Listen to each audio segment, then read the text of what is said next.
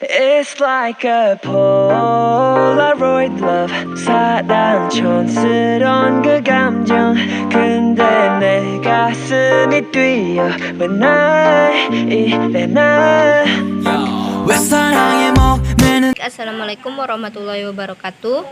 Dalam video kali ini kami dari kelompok 4 ingin menjelaskan sistem pernapasan dari Aves. Di sini kami menggunakan objek yaitu dari burung, di mana burung ini di sini digambarkan dari tampak samping, tampak dari depan sistem pernapasan Aves.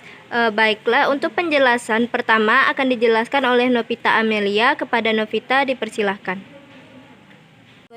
Burung memiliki dua pasang lubang hidung yang terdapat pada pangkal paruh sebelah atas atau lubang hidung luar dan langit-langit rongga mulut lubang hidung dalam. Saluran utama pernapasan trakea burung berupa pipa yang tersusun dari tulang rawan berbentuk cincin yang diselimuti otot-otot polos.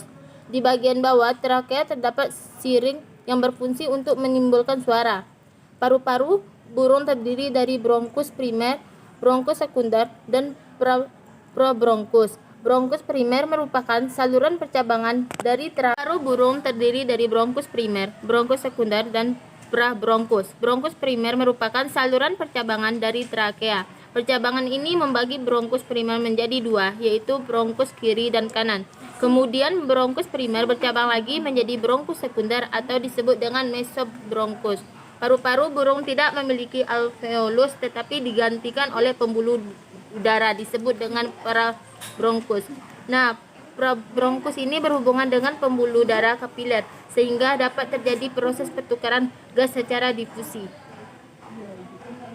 Baik, pada Aves terdapat beberapa kantong udara. Yang pertama yaitu kantong udara di leher atau cervical. Yang kedua, kantong udara antar tulang selangka atau coracoid.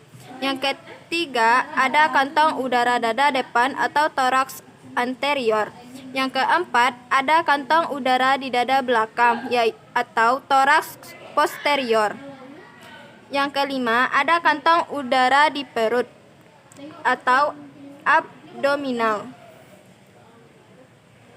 Kantong udara pada Aves memiliki beberapa fungsi. Yang pertama yaitu membantu pernapasan saat terbang karena menyimpan banyak cadangan oksigen.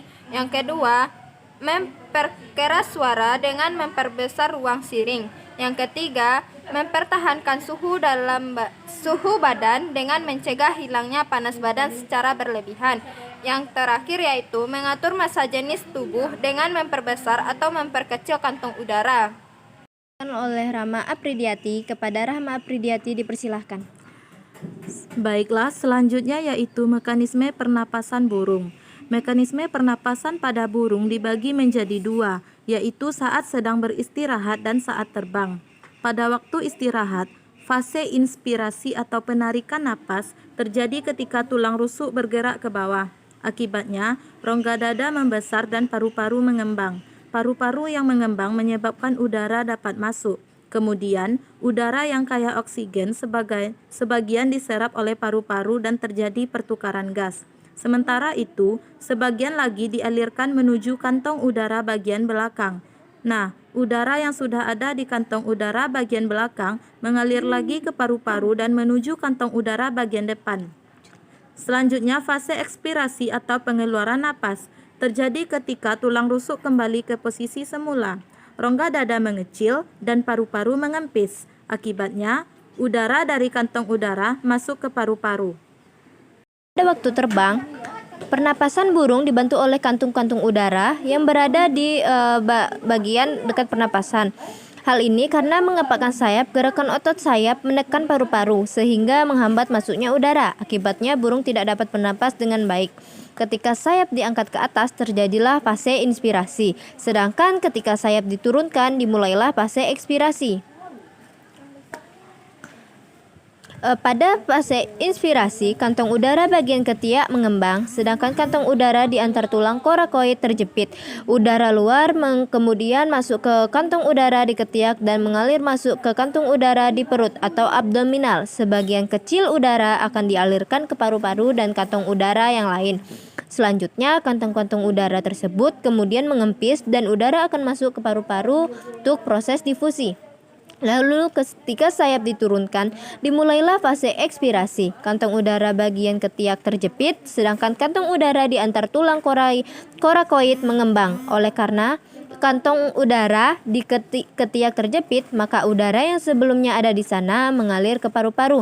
Nah, udara dari paru-paru kemudian mengisi kantong udara bagian dada, sehingga kantong udara di dada mengembang. Selanjutnya, udara kotor dialirkan keluar melalui bronkus, trakea, lalu ke hidung. Sekian dari kelompok 4. Terima kasih.